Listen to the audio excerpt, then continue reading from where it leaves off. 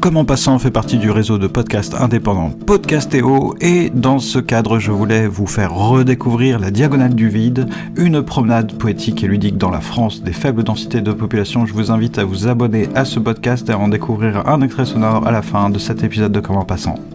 J'ai vu la Terre d'une flèche, une vraie comète, passant à la ronde en une seconde en apesanteur. Pour vous, c'était un âge, une ère. Ce matin, rentré tôt quand Paris s'éveillait, je trinquais en me souvenant de demain. Vous me croyez ? C'est ma façon de parler. Bien sûr, je me suis baladé sous la terre, dans ces intestins de lave, et quand je traversais la route hier, en un siècle, j'ai vu la voûte. Toujours pas convaincu ? Non, pas tellement. C'est ma façon de voir. Toute la nuit, j'entendais divaguer l'océan, portant mon lit vers les astres un peu plus loin, là où les soleils naissent. J'étais rentré avant le Big Bang, je lisais Isaac Asimov et j'entendais les agonies des empereurs célestes, et l'homme dans tout ce fatras n'était pas là. Bah écoutez, ça me rend un peu triste quand on me dit ça. C'est ma façon d'entendre, j'étais lassé d'attendre, c'était le grand départ ou la corde pour aller se pendre, le grand voyage, c'est loin, alors j'ai pris mon stylo pour faire le tour de la planète Philo. Non, c'est pas possible ça. J'en ai pris plein les mirettes, je ne voyais plus mais je voulais dire quelque chose mais je ne pouvais pas le formuler, le pointer du doigt, le détourer, donc j'ai parlé par allégorie. Ça a commencé comme ça la philosophie.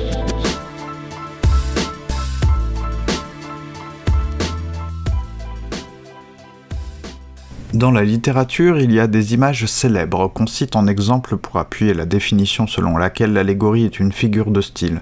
On dit encore parfois « figure de pensée », et je reviendrai sur cette expression, consistant à représenter une abstraction, ou une idée, par une image concrète, généralement un être vivant.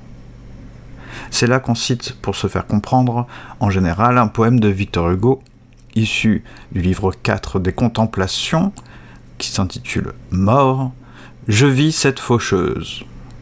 La faucheuse, c'est la mort.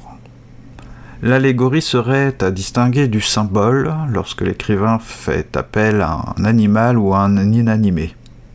Par exemple, l'albatros de Baudelaire ou l'azur de Mallarmé.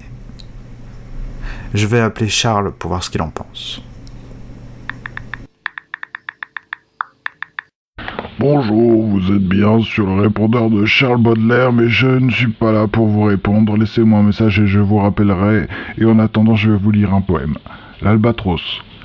Souvent, pour s'amuser, les hommes d'équipage prennent des albatros, vastes oiseaux des mers, qui suivent indolents compagnons de voyage le navire glissant sur les gouffres amers.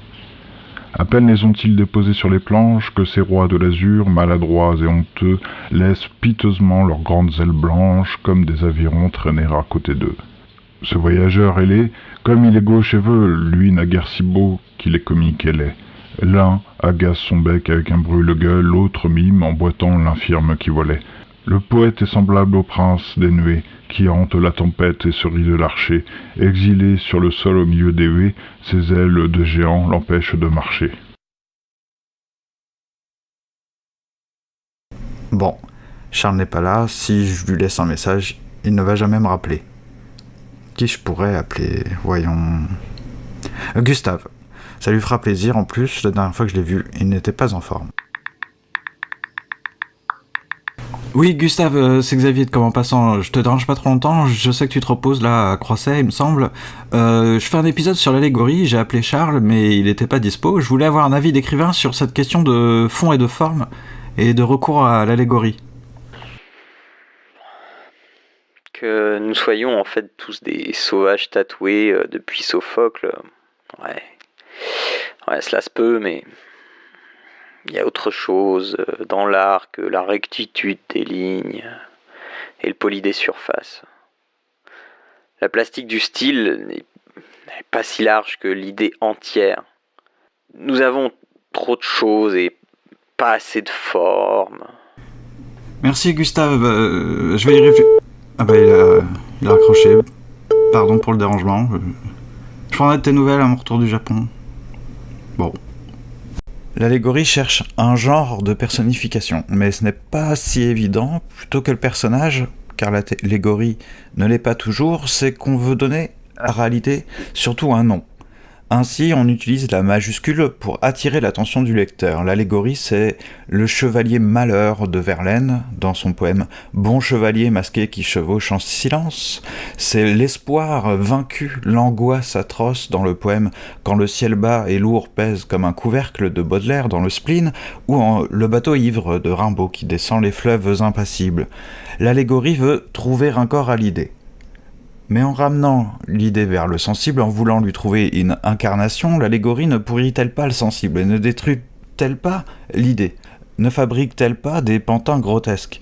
Si l'artiste recherche le livre qui ne parle de rien, l'œuvre sans objet, que vient faire ce processus d'idéalisation du sensible? L'idée n'est-elle pas un objet trop intellectuel pour l'artiste? Est-ce pas un échec que de devoir employer une figure de style pour dire quelque chose qui d'habitude en littérature ou en peinture se fond dans le détail, se dilue dans le mouvement, se manifeste malgré et dans la multitude de choses à dire, à exprimer, à décrire. Quittons le point de vue du critique que nous avons adopté sans le vouloir pour celui de l'artiste si cela est possible. C'est qu'on répète depuis tout à l'heure qu'on veut donner corps à l'idée en oubliant que, d'ailleurs, dans la définition première que j'ai donnée, on nous parlait d'abstraction. Le bateau ivre de Rimbaud me fait penser qu'il existe un genre d'allégorie qui n'est allégorie d'aucune idée.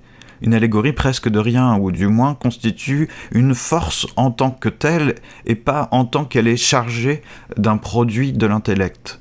Tout dans un poème me semble alors allégorique, puisque dans la simplicité d'un mot passe justement une multitude de choses, et plutôt que de ramener cette multitude à une unité, c'est l'unité qui contient cette multitude et se fait multiples.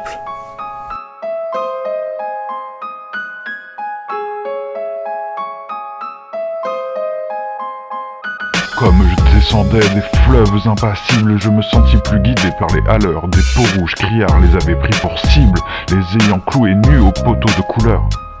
J'étais insoucieux de tous les équipages, porteurs de blé flamand ou de cotons anglais, quand, avec mes haleurs, on finit ces tapages. Les fleuves m'ont laissé descendre où je voulais. Dans les clapotements furieux des marées, moi l'autre hiver plus sourd que les cerveaux d'enfants, je courus, et les péninsules, les marées, n'ont pas subito eu plus triomphant. La tempête a béni mes éveils maritimes, plus léger qu'un bouchon j'ai dansé sur les flots, qu'on appelle de rouleurs éternelles de victimes, 10 nuits sans regretter l'œil niais des falots. Plus douce qu'aux enfants, la chair des pommes sur l'eau verte pénétra ma coque de sapin, et des taches de vin bleu et des vomissures me lava, dispersant gouvernail et grappin. Et dès lors, je me suis baigné dans le poème de la mer, infusé d'astres et lactescents, dévorant les azurs verts où flottaison blême et ravi, un noyer pensif parfois descend. La force dans l'allégorie, il ne faut pas la réduire en expliquant celle-ci, ou lorsqu'on l'explique en des termes disons mécanique, il ne faut pas en oublier ce qu'elle contiendrait de non mesurable, de non quantifiable. Je cite un passage de L'écriture et la différence de notre ami Jacques Derrida, vous l'aviez compris. Dans forme et signification, le géométrique ou le morphologique n'est corrigé que par une mécanique, jamais une énergétique. Mutatis mutandis. On pourrait être tenté de reprocher à Rousset, et à travers lui au meilleur formalisme littéraire, ce que Leibniz reprochait à Descartes, d'avoir voulu tout expliquer dans la nature par figure et mouvement, d'avoir ignoré la force en la confondant avec la quantité de mouvement. Et dans la série Invente-moi une conclusion, voici la mienne aujourd'hui au sujet de l'allégorie. Si le symbole ou la métaphore répondent à des codes tributaires de la logique du signifiant et du signifié, l'allégorie s'arrache aux conventions pour être l'outil proprement artistique et permettre un mouvement de l'abstrait au concret sans perdre la force du premier, sans désamorcer sa charge, dirons-nous, sensible qui est au-delà. Si les figures de style sont sémantiques, l'allégorie en dépasse les usages. Elle n'est pas une figure de style, mais une figure de pensée. Et la nommer, c'est une façon de l'intégrer à un savoir, le savoir du lettré, du critique, mais on ne peut la réduire en faisant cela à un simple effet. Toute pensée est allégorique.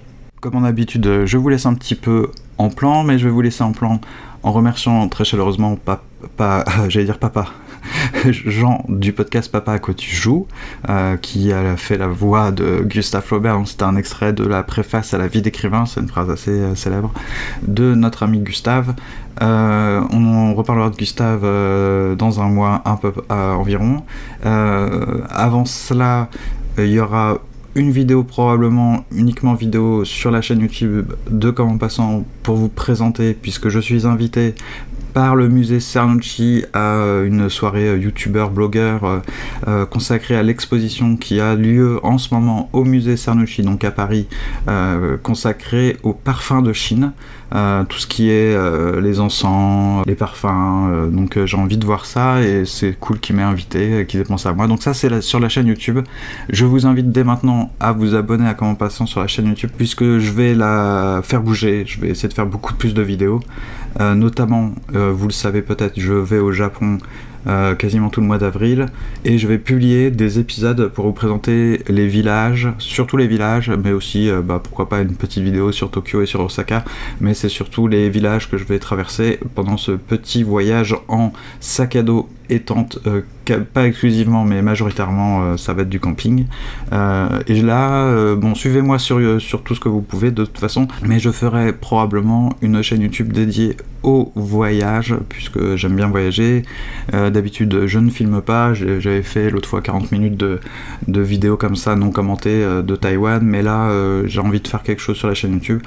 À propos de cette chaîne YouTube, c'est là que vous pouvez intervenir, autant c'est vrai que pour le podcast, tant que j'ai un toit, et c'est pas si évident d'ici quelques mois, mais tant que j'ai un toit, je peux largement faire ce podcast sans don de Patreon. Par contre, pour la chaîne YouTube, avis aux investisseurs, aux mécènes, la vidéo demande un autre type de matériel, beaucoup plus onéreux, et je n'ai pas ce matériel, donc je vais faire ce voyage avec un smartphone. Pour faire des vidéos, l'idée m'est venue comme ça. Si les vidéos en valent la peine après, j'essaierai de développer cette chaîne, et là c'est vrai que Patreon ça pourrait m'aider. Voilà, donc on va se quitter sur la voix de Benguir 00 de la Diagonale du Vide dont je vous ai parlé en début d'émission, et j'ai pris un extrait pas complètement au hasard, mais on entend sa voix dans le dernier épisode qu'il a publié. Voilà, donc n'hésitez pas à vous abonner à son podcast La Diagonale du Vide et à découvrir d'autres podcasts sur le site podcastéo.fr. À très bientôt, que ce soit en audio et en vidéo, et je vous souhaite, si vous prenez quelques petits jours pour vous reposer, je vous souhaite de bonnes vacances, et vous connaissez les bails, je vous le répète, vous pouvez mettre 5 étoiles au podcast sur iTunes, en parler, m'écrire, dire ce que vous pensez des épisodes, interagir un petit peu avec moi. Bientôt vous aurez des nouvelles également du salon MP3 à Paris, on l'avait fait l'année dernière, j'espère que je le ferai aussi cette année, et il y aura Podcastéo là-bas, normalement. Allez, ciao. Et là il a fallu qu'on fasse venir du renfort, alors c'est un pote qui est venu, on avait la possibilité de le loger, c'était super. Donc pendant cette année, il y a eu plein de choses qui sont passées au niveau personnel pour moi. Ma situation s'est bien arrangée. Je suis pas encore tout à fait sorti d'affaires parce que j'ai des échéances qui vont être assez serrées bientôt là. Mais quoi maintenant là, c'est le calme avant la tempête. Ou alors le calme après la tempête. C'est une de ces après-midi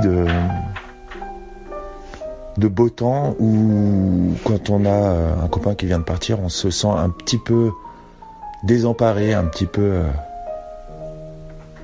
Vous savez, cette sensation quand il y a des gens qui viennent et puis que c'est super, c'est la fête.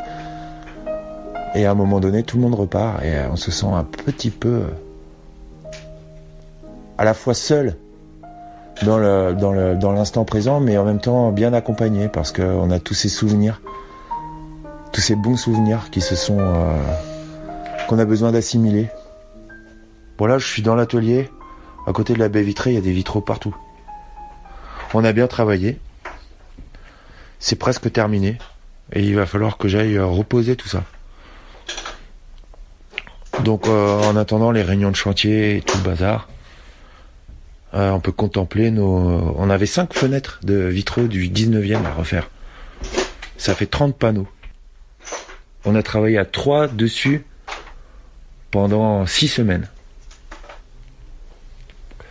Il y avait des pièces de peinture à refaire des visages qui s'étaient effacés, des mains, des pieds.